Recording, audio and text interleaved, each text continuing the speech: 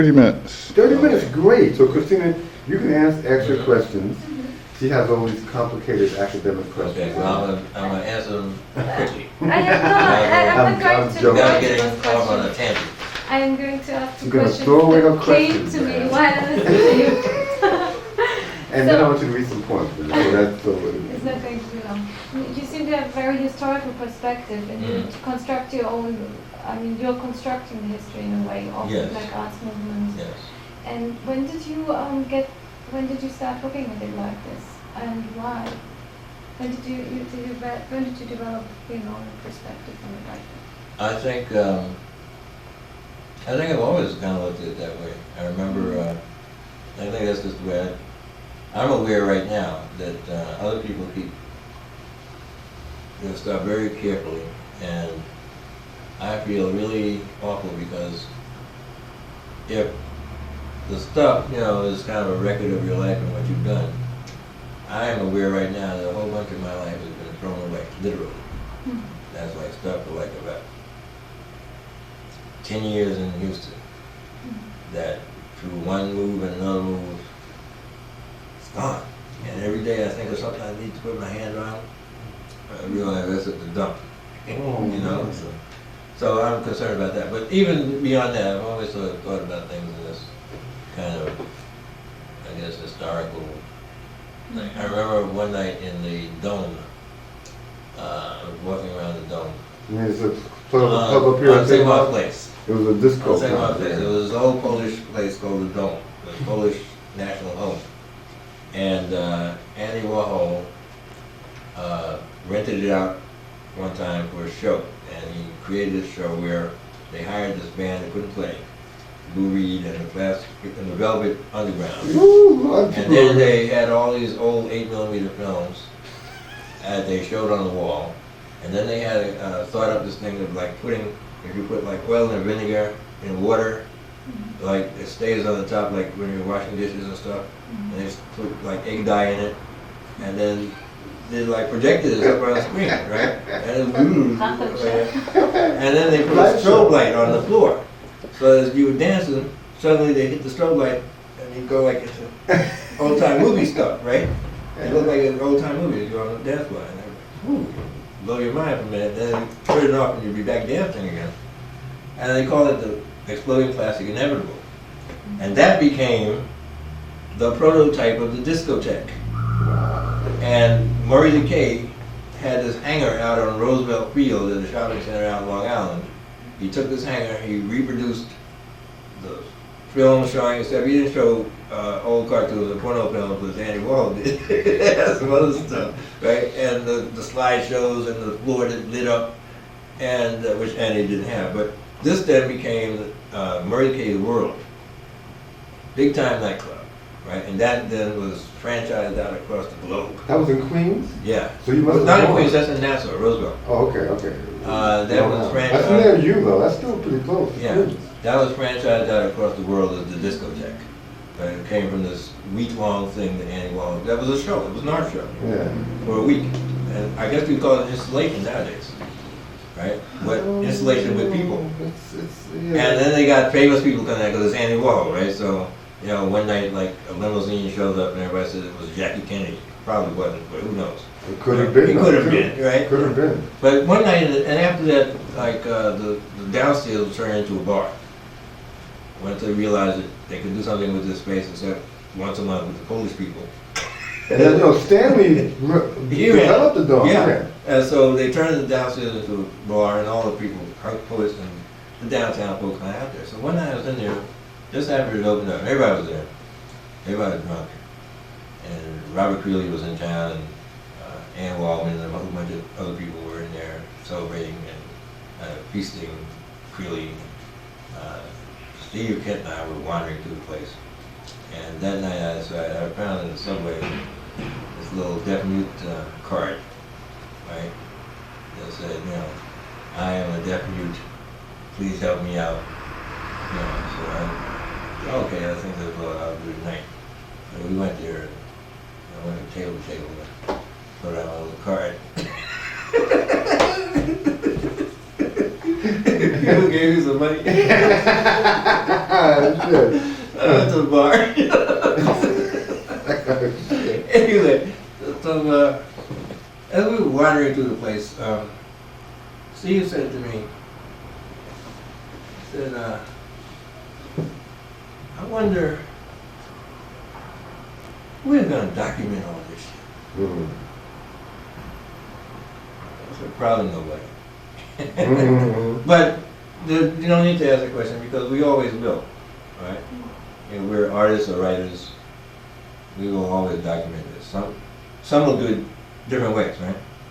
There's some poems that came out of there that do a real good job of saying what that moment was. And there's undoubtedly some article. And John Gruen's book, right, The New Bohemian, does it in a very kind of stodgy way. But it gets done. But I think that's. I think in terms of precursors to what is happening at this moment. That's just the way I have been taught to think. I like to think that way. I like to see that what we're doing is part of something bigger than this particular moment. I have another question about voices. What you imply is also that you're interested in the voices that could be forgotten or that have been forgotten, intellectual voices or. And you mentioned that Baraka was dominant in the black arts movement in the 60s, or he became dominant. I would like to know how this happened and what happened to the other voices, because you had a voice and David had a voice, and how, Baraka was first question first. I'm interested in the people that might be forgotten or left out of the picture because of my training by my parents and the black nationalist view of black. I am dismayed that there are young scholars today whose name J.A. Rogers was some kind of folklorist. J.A. Rogers was an autodidact scholar who traced African history from antiquity to the present. And his whole purpose was to show how ridiculous the racial situation in the United States was by presenting history. Right? And was part of a community of autodidactic scholars from Harlem. Exactly. Who were very powerful people. Exactly. Yeah. And he was part of the UNIA, the Garvey movement, and all that. So I have been taught by my parents that that's part of my job, right? Is to never let those folks be forgotten. The ones that they're trying to shut up is the ones I'm supposed to pay attention to and bring their name back into the conversation again and again. The other part of the question of why Baraka was the most public figure of the Black Arts Movement. He was the most famous. Baraka did amazing things. Like, for example, he published Little People, Dead Lecturer, book of poems, Little People being a musicological history, sociological musical history, and had a hit play, Dutchman, all simultaneously, 1963-64. His name was a public name, everybody knew about him, so he became the prominent figure of this movement. He put his picture on the front of the magazine, people picked up the magazine. The ideas that he was presenting very often came from Askia Muhammad Touré or Archie Shepp. But they didn't have enough public attention that anyone would have paid attention had they been the one, the person presented as a spokesman. Or Calvin Hicks. Calvin Hicks, right. Other voices in other communities too. I mean, Eugene Perkins in Chicago. In Chicago, Haki Madhubuti, the most prominent poet. Certainly not the best poet in Chicago, but had the kind of public persona, right? The tall, handsome, pretty guy. Big afro. And people were attracted to him, and the ideas that he's presenting, some of them are coming from other places too, but when Haki Madhubuti presents them, people pay attention to them. But he was known as Don Ali then. Yeah, right. Nikki Giovanni, same thing, right? Very attractive, very well known to the public, but there are other poets, Carolyn Rogers, so many others who are contributing their ideas to what became the Black Arts Movement. Does that make sense? Yeah, Was it because they like to appear in media, or the media, how can I say, did they pay more, did it mean more to them to be in the media than to other people, or? That I don't know. Yeah. I It had think, something to do with More media. to who? I don't know. I mean, that certain, or would you put it down to charisma, or well, charisma, I think, but certainly I know that Nikki Giovanni enjoyed being, quote, the princess of black poetry. I think when she had her conversation with Margaret Walker, it was probably more important to listen to what Margaret Walker was saying. But the book sold because it was Nikki Giovanni talking to Margaret Walker. Let's be honest. Yeah. That's why people bought the book. And of course, she did that breakthrough album in Atlantic, which is Yeah, a hip hop precursor. with some gospel choir. Yeah. Singing, she reciting her poems with the gospel choir behind her. Yeah, she was reciting. Yeah. Yeah, which was With kind of a bold move at the time. Oh yeah. Very popular. In choosing the gospel choir, I'm saying, Yeah. because everybody else was doing it with jazz, and most of our poems were denouncing the church. I remember in Houston, because we were working at the Black Arts Center in Houston, it was very embarrassing when you had these poems talking about how backward the church was. Then we had to go over to Reverend Lawson and beg him to use the parish hall so we could have a program.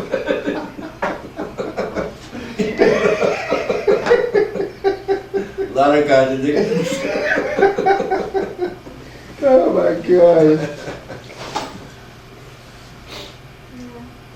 No more questions? I'm going to ask you a question because they're very interesting, and I told Christina that, and do you mind if I, well anyway, I don't think, is that I think that there's some questions that obviously, I think that we tend to use a lot of shorthand here, and for someone who just is coming to this, I think it's good that the questions kind of are a step down. Now, you talk about like something that is obvious about Stanley Crouch, for instance. Yeah. She has here, what's your issue with Stanley Crouch? You seem to dislike Crouch's preferences of the polemic over the poetic. Mm-hmm. What was Crouch's role in the Black Arts Movement? What do you resent about Crouch? You know, which I think is Yeah, a that's a very good valid question. question. Yeah. Stanley Crouch began as a poet, and there came a period actually when everybody actually wanted to be a poet. It suddenly became glamorous to be a poet. Mickey Leland, who was a congressman from Houston, who died in a plane crash in Ethiopia when he was trying to give aid to the people there. That was after the Eritrean, Somalian, Ethiopian wars. Mickey Leland started out as a poet in the 1970s at Texas Southern University, and later actually got the congressional seat that Barbara Jordan had. Right? So there was a point when it became fashionable to be a poet in the late 60s, as the Black Arts Movement picked up all this steam, right? And that's the point I think when Stanley Crouch, having been supposedly a jazz musician, and I guess nobody was calling him for the gigs, so then he rebirthed himself as a poet. And he wrote some poems, you know, according to the catechism of what a black artist poem should sound like. And he went around reading that stuff, and at some point realized that he could make more money, you know, like being like Clarence Thomas. You know. So he turned himself into that, you know, and now he's kind of like an intellectual Ken Hamlin. Ken Hamlin. Ken Hamlin is the guy on the radio who calls himself the Black Avenger. And he's a kind of like a black version of Rush Limbaugh. Okay. Yeah. He wrote a book called Name Me a Better Country. Oh shit. Where There's a title for you. where, in other words, all the people that are complaining about the United States and things that are wrong here, his answer is name me a better country. And he, every night on his show, he salutes police departments across the country and asks them to send in their shoulder patches so he can put them on his wall. He reads off the latest shoulder patches he got from like the Constable's Department in Chillicothe, Ohio, and Podunk Police Auxiliary, patch or whatever. So Stanley Clarence is kind of an intellectual Ken Hamlin, I would say, an artistic Clarence Thomas. Except for the difference is Clarence Thomas doesn't say anything. And Stanley Clarence never shuts his mouth.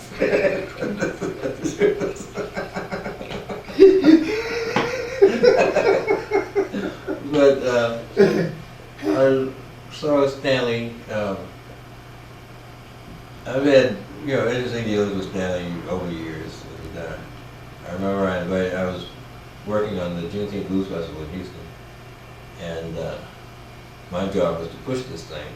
And so I called up Stanley, and he was at the Village Voice night. And I told him how great this was, and this is opportunity of a lifetime, and blah blah blah blah. So he agreed to come. I called up Alelia Bundles, who at that time was working with the Today Show, based out of Atlanta, and I gave her the same pitch. Well, I'll see what I can do. But anyhow, that was my job. And Stanley came down, and his mother lived in Houston at the time, so that was a kind of pre-trip to see Mom. I'll see. Okay, and so, we took him around, and he was backstage and met all the musicians, and he wrote this beautiful piece. It was a front page article in the Village Voice on the Juneteenth Blues Festival. And he spent about a column and a half talking about the show and the musicians, and then like 4 pages talking about Houston and racism and his childhood. It's in his collection in Notes of a Hanging Judge. Oh, okay. One of his volumes, the essay. It was a good essay. It was, from my point of view, I was very happy. I said, told the boss, I said, threw it downtown. Here's the Village Voice. Front page. Major essay, I said, got it. But I remember we had somebody's house, just having a little barbecue and beer and wine and what have you. Stanley and I got into some discussion about race relations, history, Pushkin, the Gravity, well, who knows, whatever. And we had a difference of opinion, of course. That's where it says, I'm going to tell your boss. I'm going to tell your boss. That's not. What's wrong with this guy? Where is he coming from? What is this? This is Houston, Texas, but damn. Anyway, I'm talking about to demonstrate the kind of mentality. Right? Kind of mentality that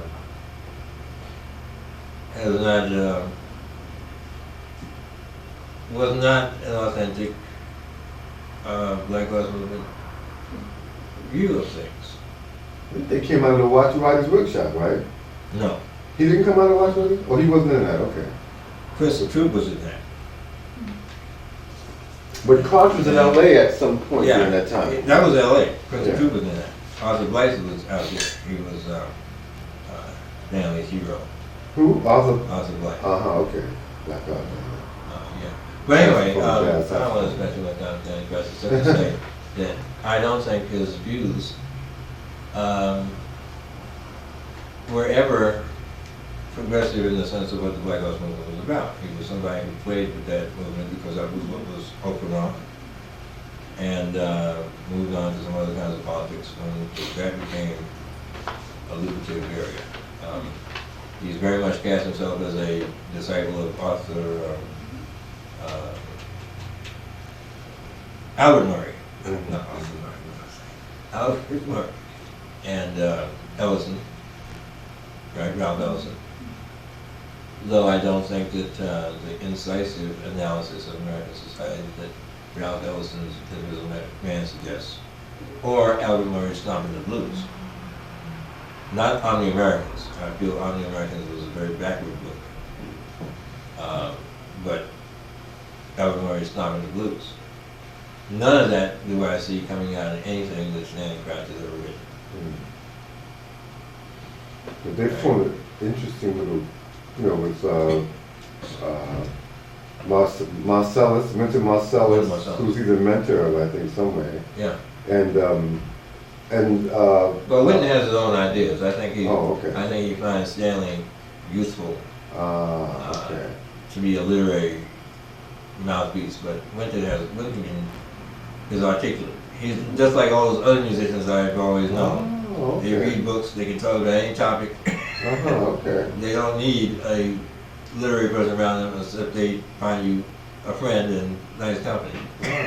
Because Lionel Hampton, also, he's black Republican type. Yeah. Lionel Hampton. Well, I don't have anything against that. I have, a cousin who was a Republican, and he was a Yankee fan too.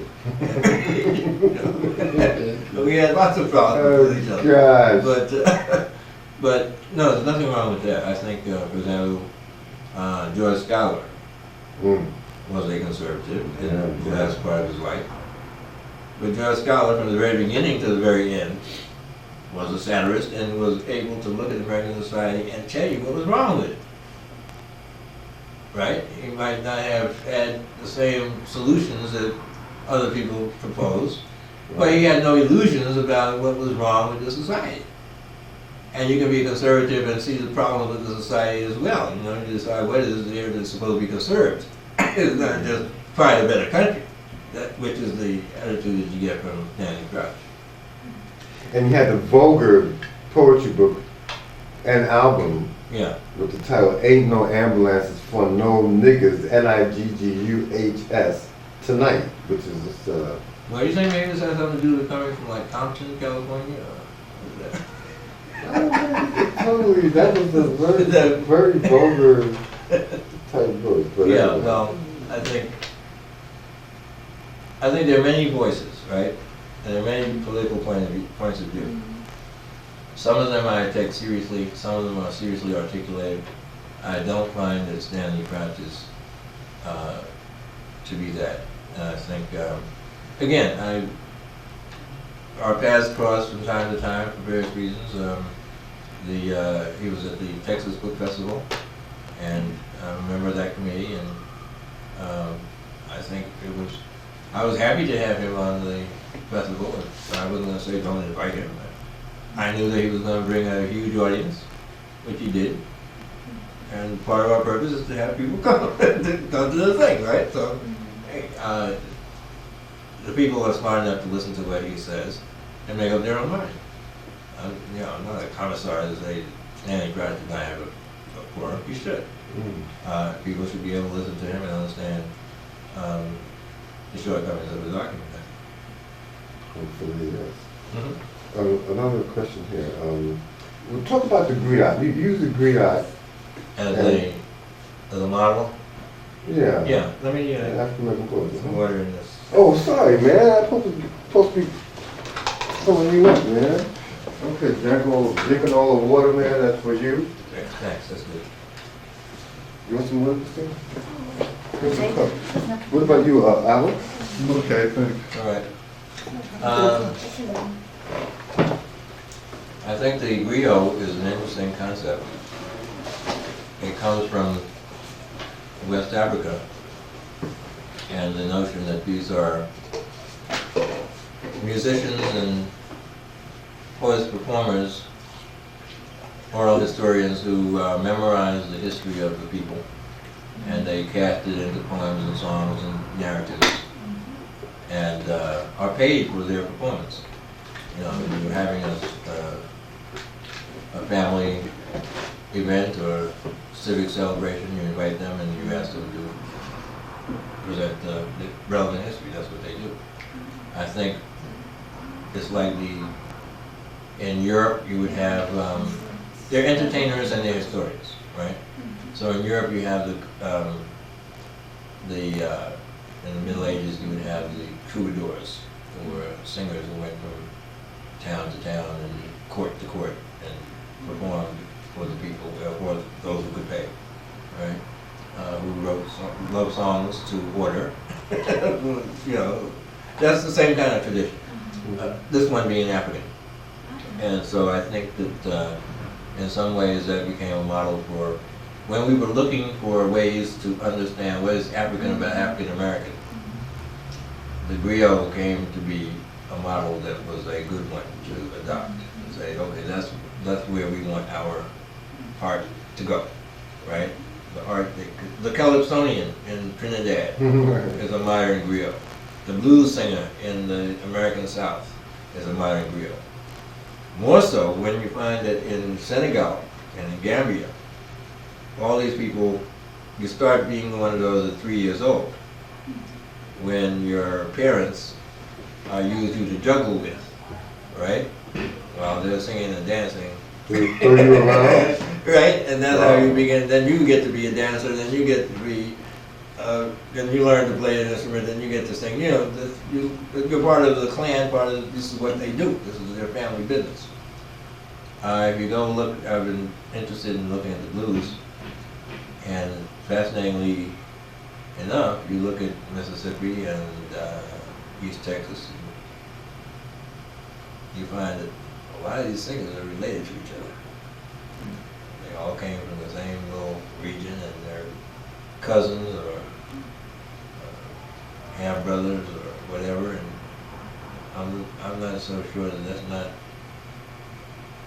accidental, you know, because that's how you learn too. You know, so how do you learn to play guitar? Well, my cousin taught me. You know, my half brother, who's 20 years older. You know, my mother's first marriage or whatever. You know what I'm saying? That's how I learned how to play guitar. You learn nowadays, of course, everybody since the beginning of the 20th century learns how to play for records too. But in ancient times, you learned it from someone who took the time to show you. So the griot then became like a good metaphor for what we were trying to do, is to distinguish black poetry, African American poetry, from any other poetry on earth. So ours was going to follow the mode of the griot. We were going to learn the history of our people. We were going to be able to comment on the contemporary behavior of our community, right? And the result is that you are respected for your ability to do that, and you are also an outcast because you know too damn much. And that suited those of us who grew up wanting to be bohemians and not good middle class folk. So this was an acceptable way to be a bohemian, right? Because you chose to be different, right? Did that concept also involve improvisation? Yes. How did the improvisation show in the poetry? I mean, that's a big question, but... The model being jazz. The model being jazz. So our poetry was modeled on jazz, and therefore the notion of improvisation. The griots that you hear from Senegal, and there's some interesting recordings of them. There's one that lives here in the United States, the most famous in the United States, Bode Musa Suso. Used to live in Chicago. Now I'm not sure where he lives, but he made a lot of interesting records. He made a record with the Kronos Quartet. Oh shit. And they toured together and made this interesting recording. Wow. Collaboration. So their music too is like, since it's all memory work, right? It's a narrative like the Odyssey and the Iliad, which Albert Lord from Harvard studied as oral traditions of the epic.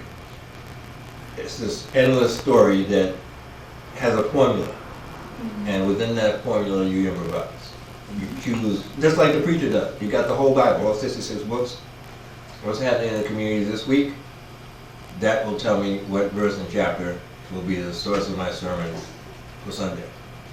Now I'm supposed to know the book well enough so I can pick one that will signify or comment appropriately on what's going on with us.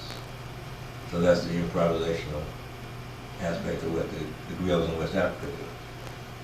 I did a little workshop at Naropa University this summer,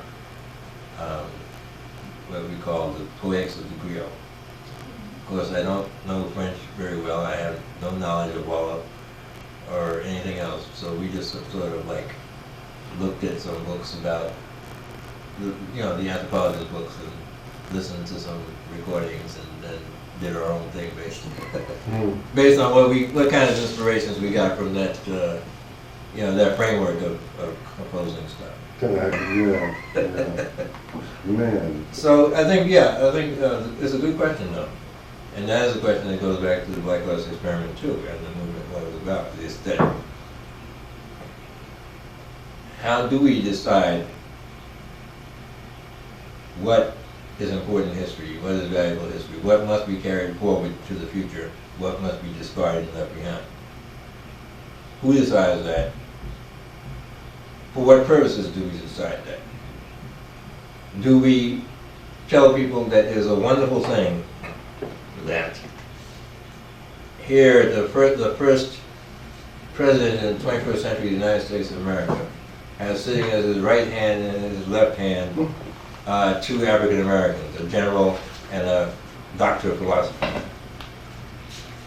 A man and a woman, right? Yeah. Is that a good thing? Do we tell our children, is that a good thing? Jet magazine in 1955 would probably have said, that's a good thing. Maybe not, I don't know. By their works shall you know them. Right? Is that the test? You see what I'm talking about? And we're going to have to make a decision about that too, right? We have made those decisions. We tell people, we want you to know about Duke Ellington. We want you to know about Langston Hughes. We want you to know about Zora Neale Hurston. We have children's books that tell these stories. We want you to know about Richard Wright. So, we have, again, that's our job, right? How do you shape the culture? How do you transmit the culture? What choices do you make within the culture that you pass on and carry on? Or do you leave it to the doppelganger or the interloper or the Prometheus? That's Norman Mailer's figure, the white Negro. Prometheus? Yeah. Comes to steal the fire from the gods, to take back to them schmucks down there that don't have it. That's what he says, or what you say? That's what he is. That's what it is. That's what he says, or No, what you say? that's what I'm saying. Okay. That's what I'm saying. In reality, the black Negro who lives the way that Norman Mailer describes is being arrested, right? Is standing in front of his job on his coffee cigarette break, and the police come along and say, "What you doing here, boy?" And he said, "Well, see, that's my name up there. I'm the star. What you talking about?" Frank O'Hara writes about that, right? I went to lunch with Leroy, and Leroy told me Miles Davis was to the club 12 times in front of Birdland. It's a poem, or? That's a poem, Frank O'Hara poem. Oh yeah. Yeah. That's a Frank O'Hara poem. But that's the black Negro. The one that the white Negro is imitating. Right? Yeah. Let's go for 1 second here. Now, how are you doing? Somebody else's theory, not mine, but I think it's got some sound footing, was that the Black Arts Movement, the best aspects of the black aesthetic, once they began to be presented on the screen, the cinematic screen, in the blaxploitation movies, that diminution of the intellectual capacity that I was just talking about took place in the same way that anytime you take a book and you make a movie out of it, you take the 15 characters in the book and somehow you reduce it to 5 characters on screen. My friend did that, my cousin Bet, yeah. That kind of reduction is precisely what happens when you have the blaxploitation movies now carry the banner of the black aesthetic. And the younger people think, when I mention black classic films, they do not think Clarence Muse, they do not think Paul Robeson, or even Stormy Weather with Bojangles and Lena Horne. They think the Mac, No, I don't think Clarence Muse either. What do you think? Well, the plantation, well, the Mac. Interesting, yeah, okay. All right, Well, so- I mean, they don't have much to choose from, let's No. face it. No, but this is what I'm Yeah. saying. So for them, that's black classic films. Yeah. Well, you know, And with them, the black aesthetic comes out of all the movies, right, from the 70s but it's really cool. It's like, and 80s.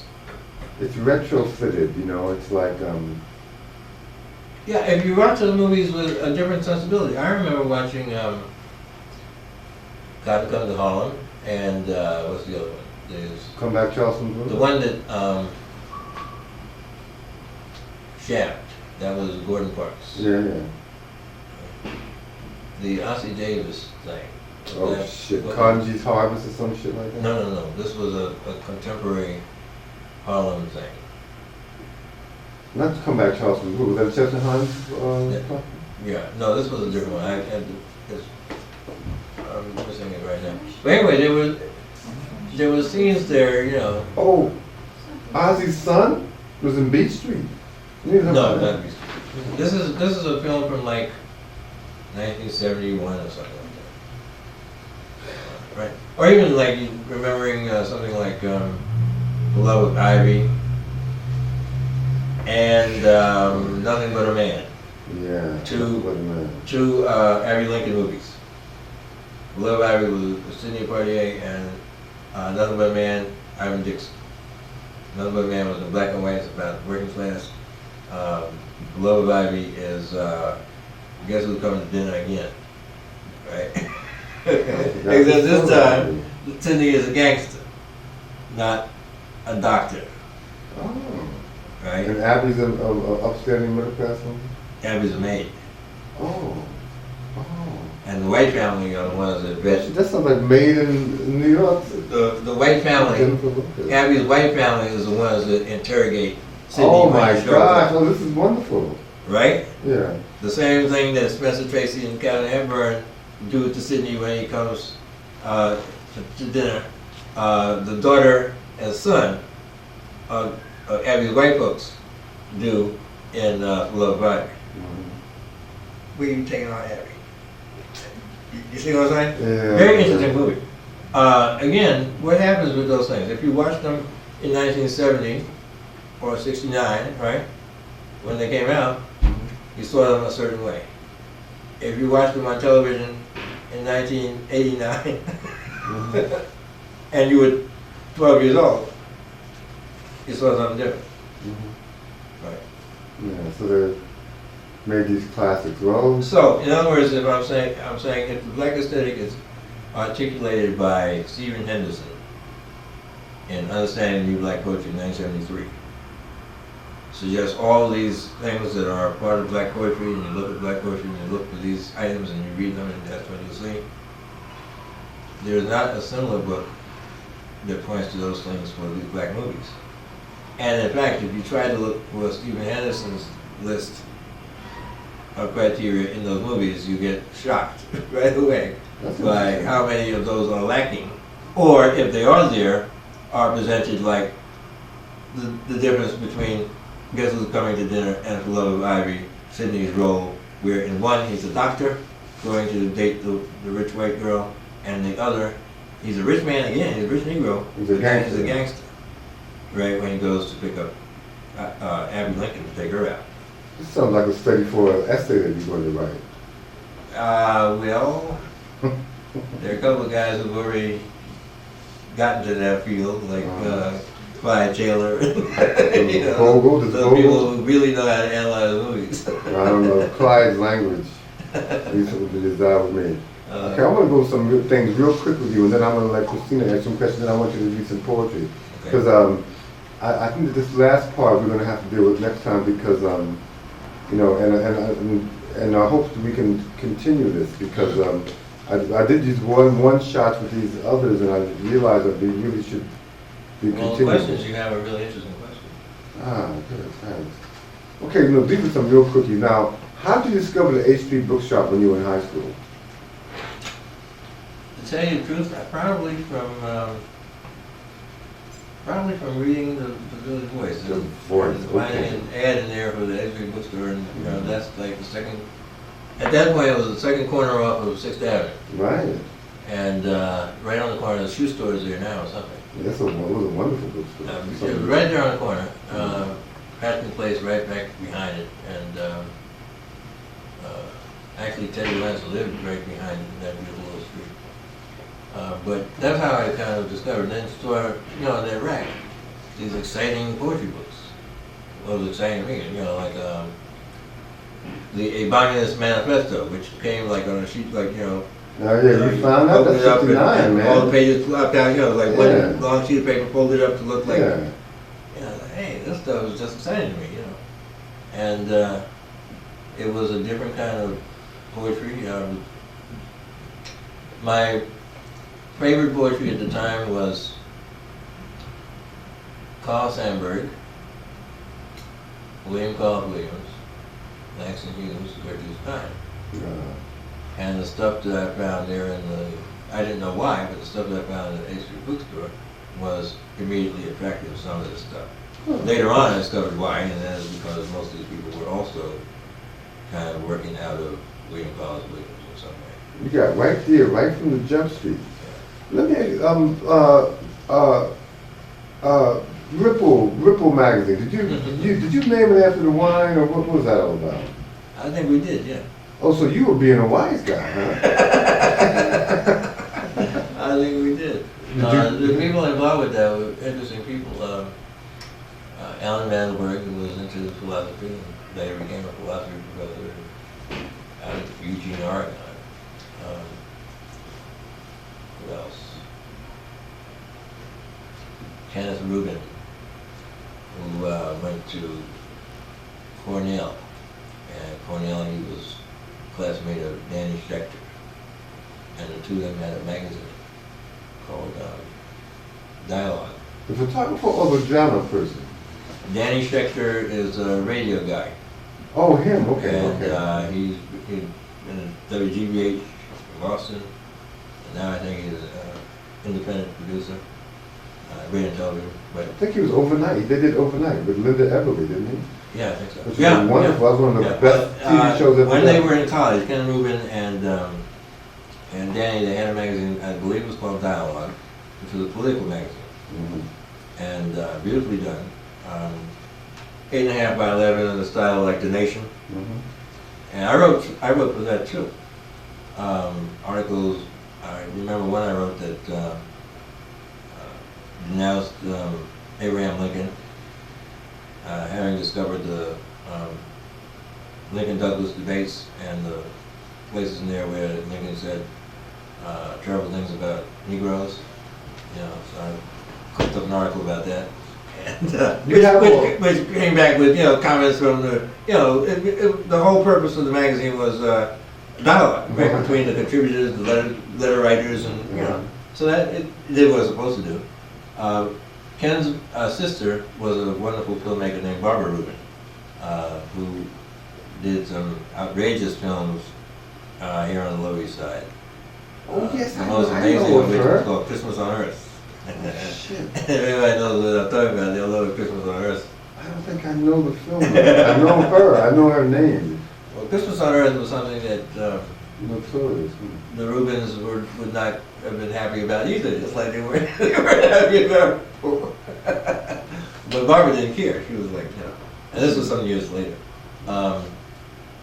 Mandelberg, Ken Rubin, a fellow named Phil Dunn, and photographer Harris. Oh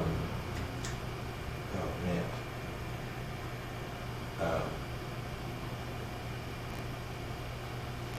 Doug Harris, Okay. who did photos in the Civil Rights Movement in the South. Oh, okay. Right? And these are all high school kids? Yeah, we were all in high school. What high We school? went to Andrew Jackson High School out in Cambria Heights. This is a regular high school?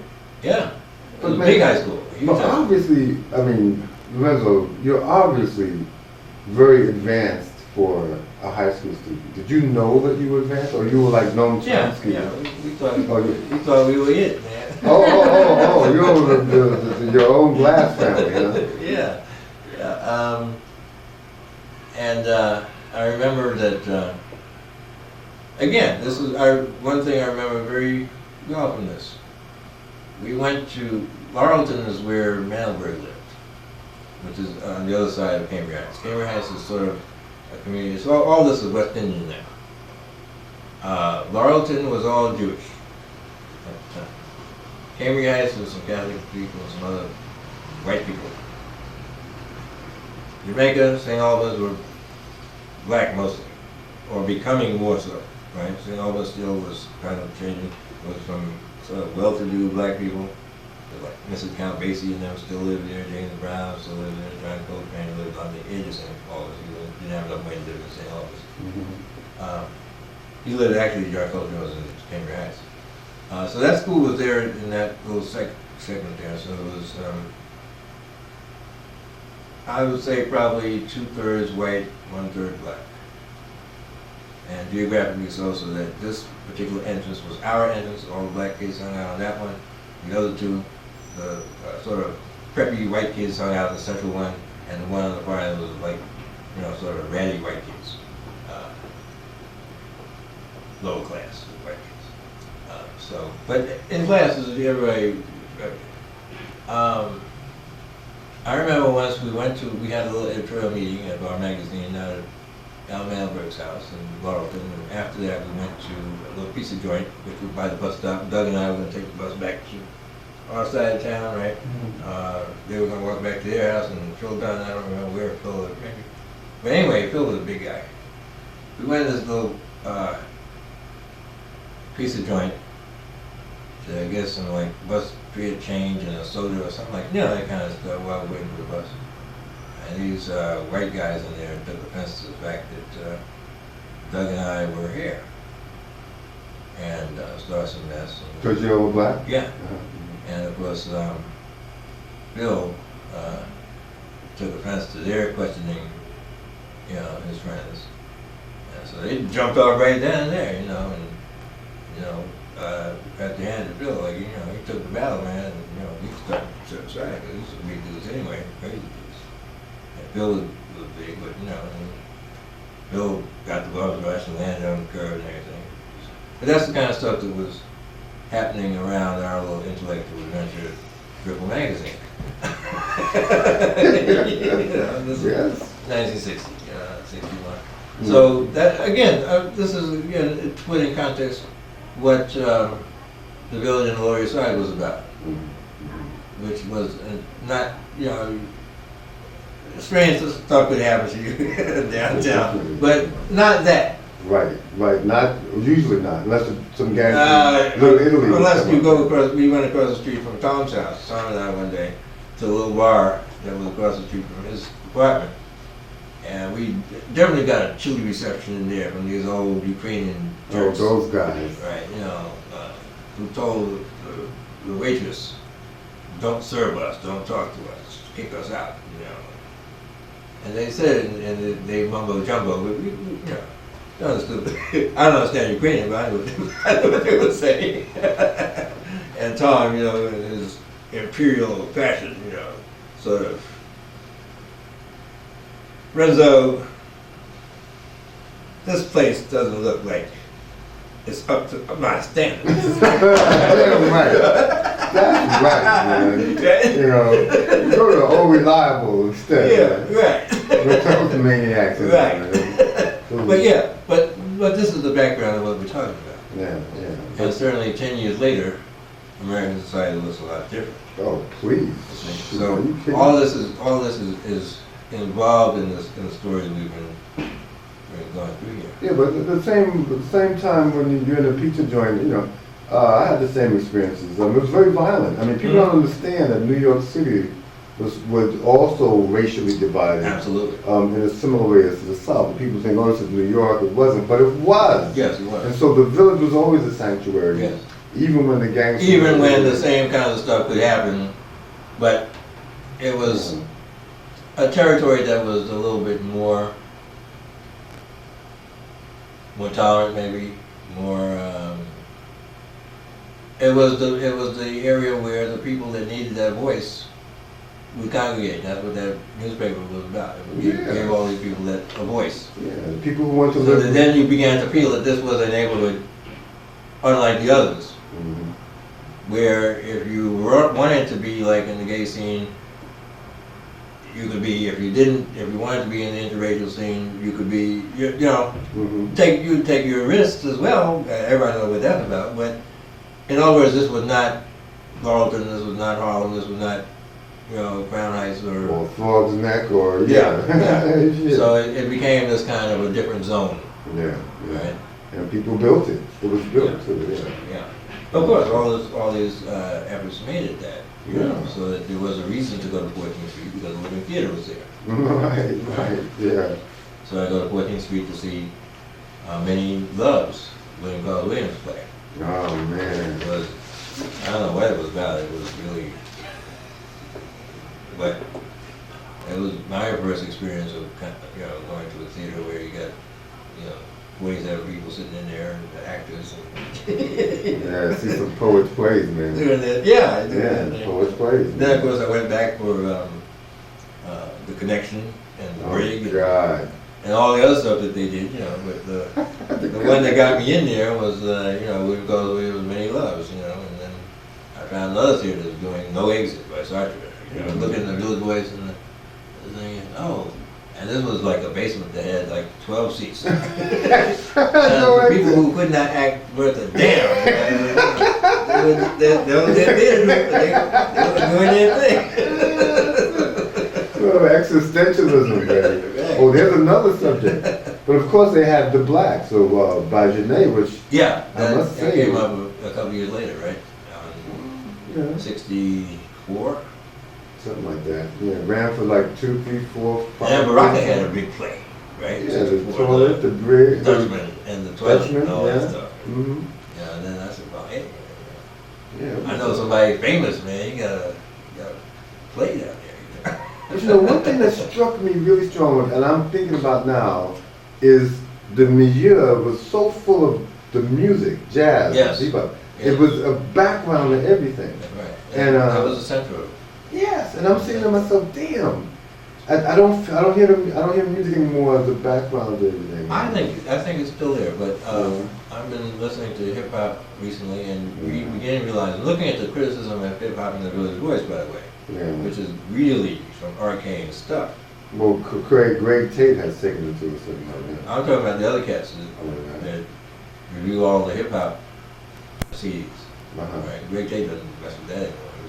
Every once in a while. He's on another, as they say, on another level. Every once in a while, he'll reprise his role. Yeah. Right.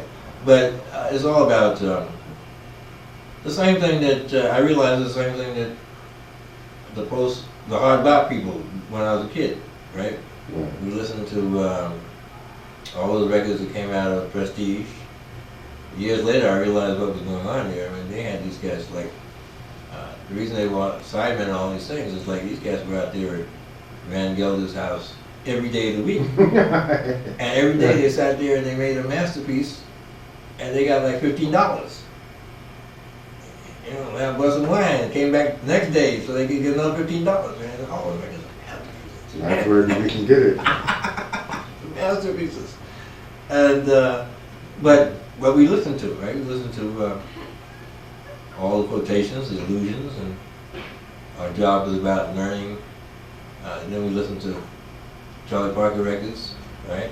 Mhm. Then when we went back to listen to Miles and the people out there, Jackie McLean and all that stuff, listening to what they were doing with those things from the 40s, right? Because that's what they were quoting and turning this way, that way.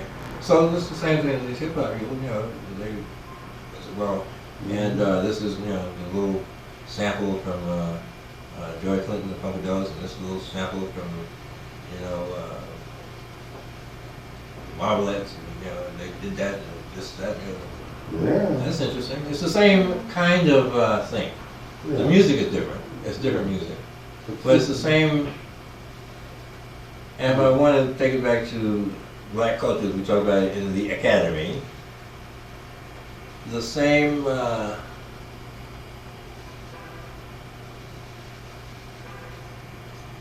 the same pattern that we took from Bible study in the church. Oh, Lord. The same way the preacher makes up his sermon. Like Jimmy Lunsford, that his parody of the church in that morning. Says, brothers and sisters, I take my text from Genesis, or Matthew, Mark, Luke, and John.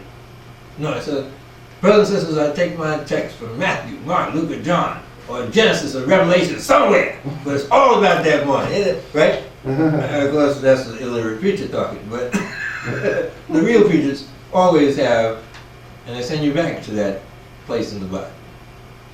And the old women know those stories anyway, right? And the young people, you're supposed to listen, look it up, and know the stories too. And eventually, you know the stories well enough so when the preacher talks about that, you can fill in all the rest of it. That's what jazz is, Yeah, right? yeah. So, and then that's what hip hop is. That's the same pattern. That's what the poetry is. That's what, you know, that's what Stephen Henderson in Understanding New Black Poetry did. He said, you think all these people just stand up here talking trash. They're not. Here's the book. This is what you listen for. This is the text, right? This is the chapter and verse. This is what they do. If you didn't know that St. Ron's record, well, how the hell are you going to understand David Henderson? Right? I'm going to look at that again, because you bring up a good point here. And I know Christina's going to go out right away and get Stephen Henderson's Understanding New Black That's the way Poetry. to look. So how much time we got, Alex? How we doing here? Yeah, that's right. 30 minutes.